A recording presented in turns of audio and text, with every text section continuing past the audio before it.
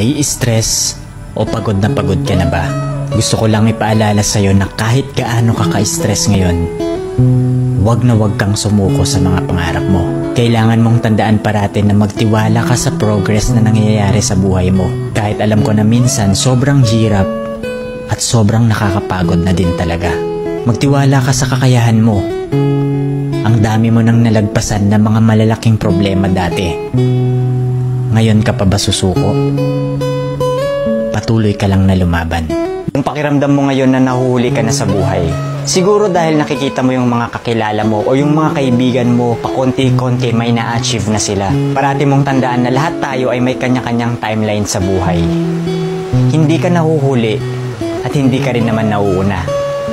Kung nasaan ka man ngayon sa buhay mo, yan ang lesson at experience na kailangan mong pagdaanan ngayon. Lahat tayo ay may sariling kwento sa buhay na makaka-inspire ng ibang tao.